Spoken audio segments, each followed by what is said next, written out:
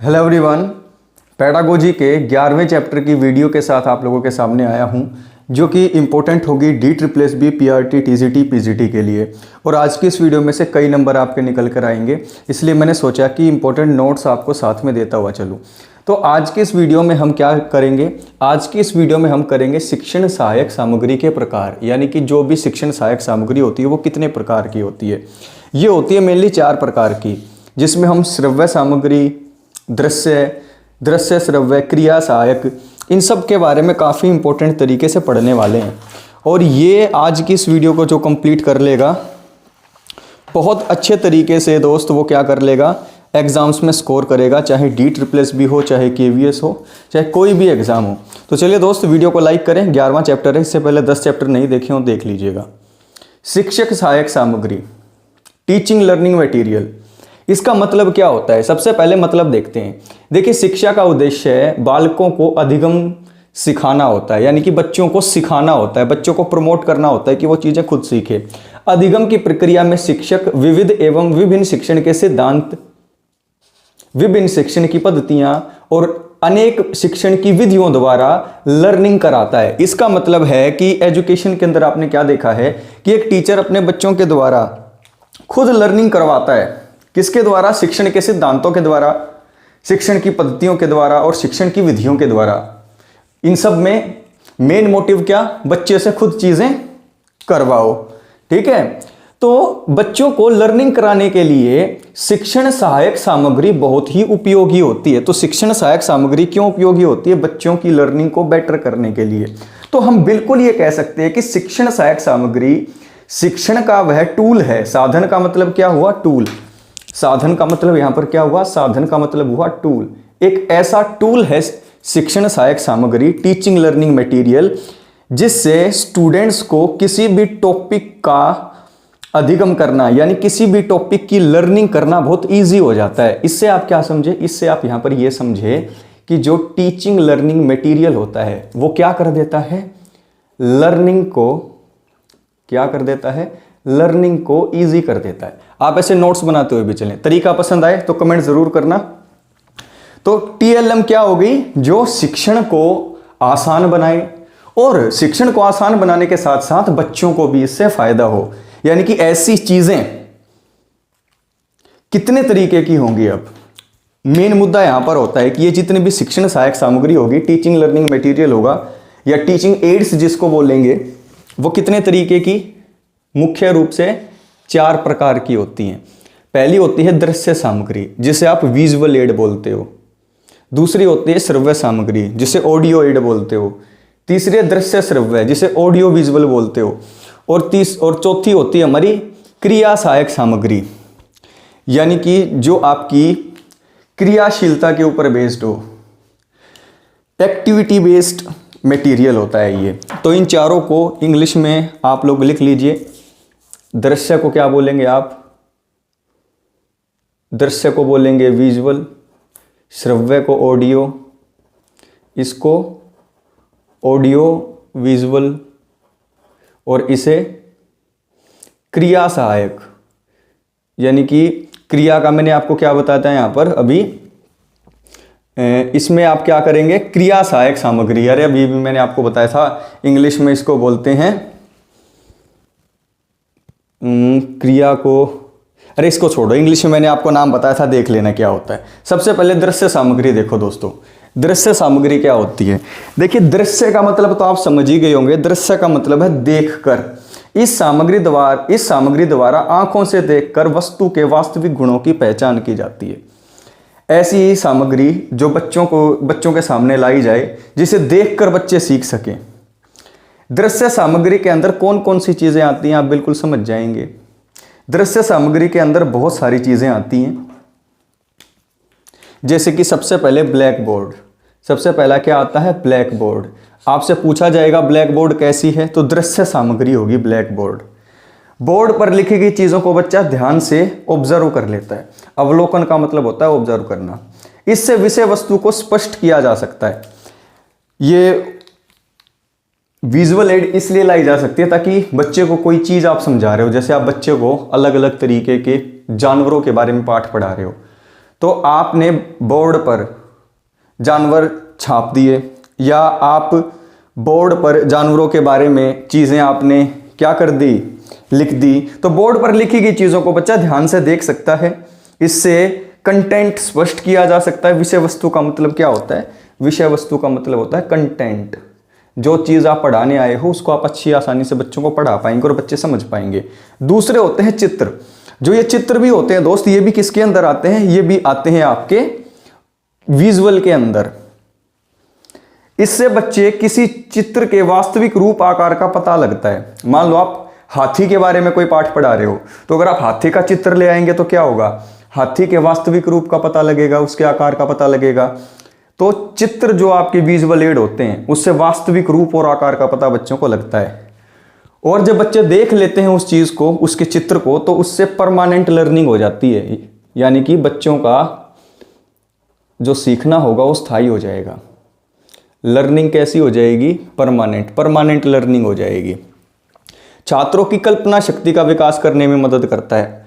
यानी कि बच्चों की जो इमेजिनेशन पावर होती है वो भी विजुअल एड से बढ़ती है। तो अब देखो विजुअल एड से कितने फायदे हो गए।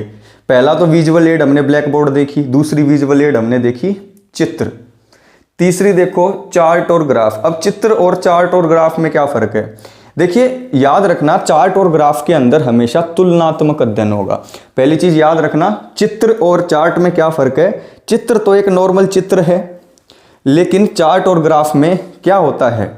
तुलनात्मक अध्ययन करता है बच्चा। ठीक है, तुलना करता है, कंपैरिजन करता है। इसके अंदर बच्चा अनेक नियमों को स्पष्ट रूप से प्रस्तुत करने के लिए चार्ट और ग्राफ का यूज किया जाता है। जब आपको किसी दो चीज़ों की तुलना करनी हो तो आप चार्ट का यूज़ करेंगे विजुअल एड में। बच्चों के सामने आपको कई नियम समझाने हैं तो आप चार्ट और ग्राफ का यूज़ करेंगे टीचर के रूप में।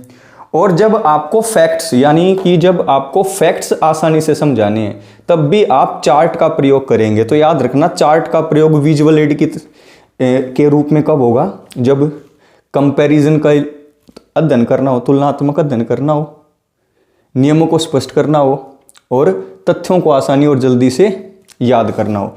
चौथा जो विजुअल एड होता है दोस्तों, वो होती है पत्र पत्रिकाएं और समाचार पत्र। ये विजुअल एड के अंदर आती है। चौथा, विजुअल एड के बहुत यूज हैं तो इसलिए विजुअल एड ज़्यादा यूज करते हैं आजकल। वे विषयों का ज्ञान कराने में मदद करती हैं। बिल्कुल आपको पता है, पत्र पत्रिकाएं बच्चों को एक जो है ब्रॉडर पॉइंट ऑफ व्यू देती हैं। इससे बच्चों को विभिन्न प्रकार के ज्वलंत मुद्दों का ज्ञान प्राप्त होता है। आपको पता है पत्र पत्रिकाओं में करंट अफेयर्स की नॉलेज होती है। आपने देखा होगा पर्यावरणीय मुद्दों की नॉलेज बच्चे को कैसे करवाओगे? पत्र पत्रिकाएं पढ़ने के लिए जो है प्रमोट करके, सीटेट में आपने देखा होगा। पांचवा जो होता है विजुअल एड, वो होता है नक्शा या मैप। अब नक्शा और मैप आपसे पूछे किस तरीके की सहायक सामग्री है, तो विजुअल है। नक्शा मैप, इससे बच्चे में स्थान, दूरी और दिशाओं की सापेक्ष स्थिति को समझने की योग्यता विकसित होती है। ये इंपॉर्टेंट क्वेश्चन है, यहाँ से क्वेश्चन बनता है दोस्त। आप एग्जाम में देखते होंगे कि क्वेश्चन कहाँ से बनते हैं। तो ये जितने भी नोट्स मैं आपको दिखाऊंगा, जहाँ से भी पढ़ाऊंगा, यहीं से सारे आपके एग्जाम में बनेंगे आज क्वेश्चन। तो बच्चे के अंदर स्थान यानी कि प्लेस, दूरी का मतलब होता है डिस्टेंस और दिशा का मतलब होता है डायरेक्शन। टाइम, उसके बाद डिस्टेंस अलग अलग लिख लो, 3-4 चीज़ों का ध्यान होता है। टाइम को मानो चाहे मत मानो, डिस्टेंस हो गया और डायरेक्शन और प्लेस, इन सब चीज़ों का ज्ञान होता है। इससे बच्चा विभिन्न संकेतों का उपयोग करना सीखता है और अपने परिवेश की आसपास की स्थितियां, सापेक्ष स्थिति का ज्ञान अर्जित करता है। यानी कि अगर बच्चे को मैप यूज करना आ गया, आप अगर बच्चे को मैप से पढ़ाते हो तो बच्चे को बहुत सारे फायदे होंगे। अगर एक टीचर विजुअल एड में मैप लेकर आता है तो बच्चा अपने आसपास में जहाँ पर वो साइन सिग्नल देखता है उससे बहुत कुछ सीखेगा और इससे फ़ायदा बहुत होगा। अगला जो छठा इंपॉर्टेंट जो विजुअल एड है वो होता है मॉडल। आपने टीचर्स को स्कूल में मॉडल बनाते हुए भी देखा होगा। तो ये जो मॉडल होते हैं दोस्तों, ये विजुअल एड के अंदर आते हैं। कैसी? Visual add. ये विजुअल एड क्या होती है आपको पता है देखकर। तो मॉडल में किसी वस्तु का प्रतिरूप होता है। प्रतिरूप का मतलब कॉपी, जैसे कि आपका कोई घर है, उसका ही कोई मैं मॉडल बना के ले जाऊं थर्माकोल से, तो मॉडल किसी चीज की प्रतिरूप होता है, फोटोकॉपी होती है, जेरोक्स कॉपी होता है। यह किसी वस्तु के वास्तविक रूप, आकार आदि को प्रस्तुत करता है, जिससे बच्चे का ज्ञान स्थायी हो जाता है। आपको अगर ताजमहल दिखाना है तो ताजमहल का एक आप जो है मॉडल बना के दिखा सकते हो बच्चों को, जिससे बच्चे देख समझ पाए कि वहाँ पर जो है कितनी कॉम्प्लेक्स जो है ये बिल्डिंग है, या जितनी भी इम्पोर्टेंट चीज़ें दिखानी होती हैं उनके मॉडल अगर बच्चों को दिखा देते हैं तो जहाँ पर रियलिस्टिक रूप से नहीं जा सकते, आप 30 बच्चों को नहीं दिखाने लेके जा सकते। आप साउथ इंडिया में रहते हो तो कैसे ले जाओगे वहाँ पर नॉर्थ इंडिया में? तो आप वहाँ पर उसका मॉडल दिखाओ, ज्ञान स्थायी होगा। जैसे ग्लोब के द्वारा पृथ्वी के वास्तविक रूप, आकार को समझा जा सकता है, वैसे ही अलग अलग चीज़ों के वास्तविक रूप को समझने के लिए मॉडल का यूज़ करेंगे। 7वां देखो, स्लाइड और फिल्म भी दिखाते हो आप विजुअल एड के रूप में। ये क्यों दिखाते हो? देखिए, इनके द्वारा किसी वस्तु को हूबहू दिखाया जा सकता है। आपको बिल्कुल सेम टू सेम कोई चीज़ दिखानी हो, उसकी मूवी दिखा दो। इसके द्वारा उन वस्तुओं को दिखाया जा सकता है जिन्हें प्रत्यक्ष रूप में नहीं देख सकते। कई ऐसी चीज़ें हो सकती है जिनको प्रत्यक्ष रूप में बच्चे नहीं देख सकते, तो उन्हें वहाँ पर वैसे दिखाया जा सकता है। जहरीले सांप दिखाने हैं, सामने ले जाकर दिखाने के बजाय फिल्म दिखा दो, ज़्यादा अच्छी रहेगी। तो प्रत्यक्ष रूप में नहीं देख सकते, उन चीज़ों के लिए ज़्यादा दिखाने के लिए यूज़ करते हैं टीचर। और विभिन्न प्रकार के जानवर, उनका परिवेश, ईंधन के प्रकार, वनों के प्रकार, भूकंप या ज्वालामुखी से हुई हानि आदि को इससे दिखाया जाता है। याद रखना, ये मोस्ट इंपॉर्टेंट है, आपसे यहाँ पर क्वेश्चन पूछा जाएगा कि विभिन्न प्रकार के जानवर, उनके परिवेश, ईंधन के प्रकार, वनों के प्रकार, भूकंप या ज्वालामुखी से हुई हानि को किसके द्वारा दिखाया जाता है? तो याद रखना, ये स्लाइड के द्वारा या फिल्म के द्वारा दिखाया जाएगा। ये बहुत इंपॉर्टेंट, मोस्ट इंपॉर्टेंट क्वेश्चन है। आप कितनी चीज़ें पढ़ते रहो, एग्जाम में जहाँ से आएगा वो नहीं पढ़ा तो कोई फायदा नहीं है। उसके बाद टिकट या समय सारणी, ये भी विजुअल एड होती है, जिसको टाइम टेबल बोला जाता है। अब देखिए, इससे बच्चों को वास्तविक जानकारी मिलती है, यानी कि अब पीरियड कहाँ है, तब पीरियड कहाँ है। अगर आप टाइम टेबल का यूज़ करते हो विजुअल एड में तो बच्चों को वास्तविक जानकारी मिलेगी। इससे बच्चों में अवलोकन कौशल का विकास होता है। आपने देखा होगा कि अपसेंटी पीरियड की भी जो है आप सारणी लगाते हो, तो बहुत सारी सारणियों का यूज़ भी किया जाता है। इससे बच्चे जो है उन चीज़ों को देखते हैं, ये क्या लगा हुआ है, तो यहाँ पर ऑब्जर्वेशन का विकास होगा। इससे सैद्धांतिक तथ्यों को व्यवहारिक रूप से समझाया जा सकता है, यानी कि आप कुछ तथ्य, कोई फैक्ट देना चाहते हो, उसको आप व्यवहारिक, यानी कि फैक्ट्स को भी आप आदमी की नॉर्मल लाइफ से जोड़कर समझा सकते हो इससे। तो अगली हो गई आपकी श्रव्य सामग्री। ये हमने क्या देखी यहाँ पर? हमने ये 8 जो देखी ना, ये विजुअल देखी। ये विजुअल में कितनी आ गई? ये विजुअल में आ गई 8 जो हमने पढ़ी मेन 8। कौन कौन सी क्वेश्चन यहीं से बनेंगे आपके मेन? सबसे पहले आपके जो है दृश्य श्यामपट, यानी कि ब्लैक बोर्ड, फिर चित्र, फिर चार्ट, ग्राफ, पत्र पत्रिका या समाचार पत्र। समाचार पत्र के बाद हमने फिर देखा नक्शा मैप, नक्शा मैप के बाद मॉडल, स्लाइड, टिकट या फिर टाइम टेबल जिसको बोलते हैं। अब उसके बाद नंबर किसका आया? अब नंबर आया आपके श्रव्य सामग्री का। श्रव्य यानी कि ऐसी सामग्री जिसको बच्चे अब देखने की बजाय सुनेंगे। श्रव्य, ऑडियो एड। इन सामग्रियों के द्वारा कानों से सुनना या कानों से सूचना ग्रहण की जाती है। बिल्कुल ठीक है, जो श्रव्य सामग्री होगी उससे कानों से सुना जाएगा। इसमें से बच्चा कहीं भी बैठा ज्ञान प्राप्त कर सकता है, बिल्कुल दूर कोने तक आवाज जाती है। इस सामग्री के उदाहरण है रेडियो, ग्रामोफोन, टेप रिकॉर्डर आदि। अब यहाँ पर आपने देखा कि इसके बहुत सारे जो हैं उदाहरण हैं, रेडियो, ग्रामोफोन, टेप रिकॉर्डर। याद रखना, ये जितने भी जो है विकलांग बच्चे हैं उनके लिए बहुत ही इंपॉर्टेंट होती है। जो सीखने में जो है जिनको दिक्कत होती है उनके लिए बहुत इंपॉर्टेंट होती है। और जो ऑडियो एड होती है दोस्तों, अगर आपको ऑडियो एड से पढ़ाया जाए, आपको मदद की जाए, जैसे कि बच्चे को देखो रेडियो से क्या मिलेगी? इन्फो मिलेगी। ग्रामोफोन और टेप रिकॉर्डर से आप जो है नए वर्ड्स सीख सकते हैं, आपकी वोकैबुलरी जो है उसको मजबूत कर सकते हैं। तो बहुत सारे फायदे होते हैं। तीसरी है आपकी दृश्य श्रव्य सामग्री। दृश्य श्रव्य सामग्री का ऐसी सामग्री हुई जिसमें ऑडियो एड भी होगी प्लस जिसमें विजुअल एड भी होगी। यानी कि एक ऐसी सामग्री जिसको आप देख भी सकेंगे प्लस सुन भी सकेंगे, यानी कि एक ही चीज़ में दोनों का मज़ा। ये हुई ना उन दोनों से बेटर, ऑडियो विजुअल। ये सबसे बेटर हुई ऑडियो विजुअल। इन सामग्रियों से बच्चे अधिकतम इंद्रियों का प्रयोग करते हैं। अब तक जो हो रहा था, विजुअल में बच्चे देख रहे थे, ऑडियो में बच्चे सुन रहे थे, लेकिन यहाँ पर क्या होगा, ये मल्टी सेंसरी होती है। क्या होती है आपकी? Multi sensory. एन है ये। मल्टी सेंसरी का मतलब है बहु इंद्रिय। क्या होती है ये? बहु इंद्रिय। यानी कि इसमें बच्चा एक टाइम पर एक से ज़्यादा इंद्रियों का यूज करता है।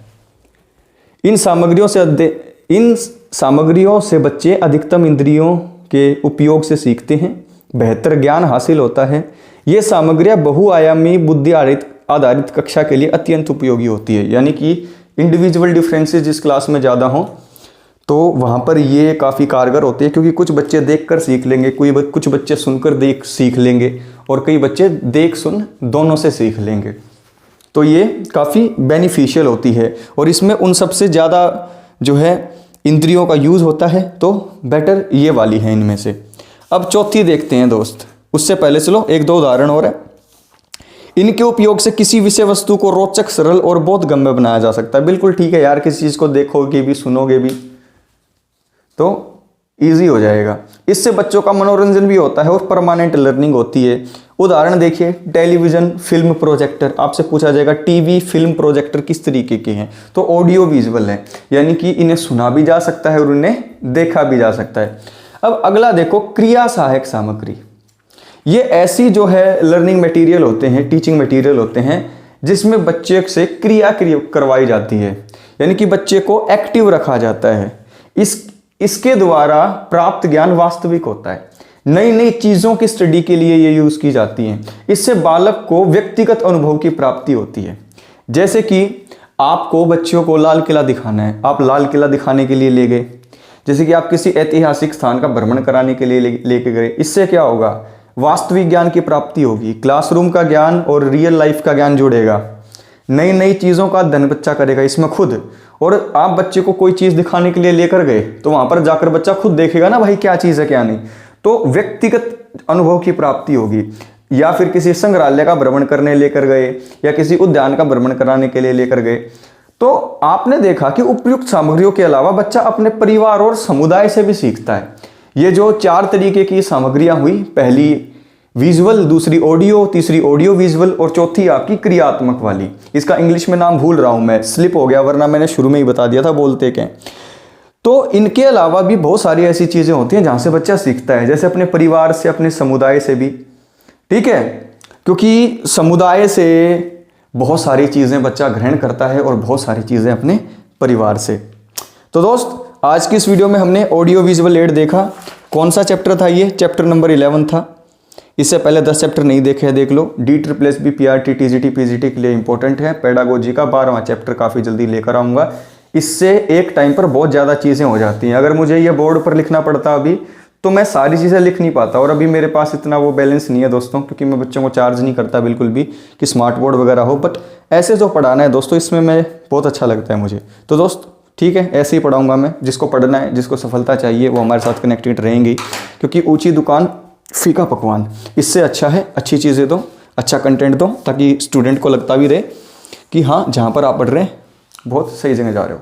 तो चलिए दोस्त, नेक्स्ट वीडियो में मिलता हूँ। और दोस्त आज 9 बजे की क्लास नहीं हो पाएगी क्योंकि बहुत ज़्यादा दिक्कतें आ रही हैं लाइव लेने में, तो उसको कल ले लेंगे। कोई बात नहीं दोस्तों, टेक केयर।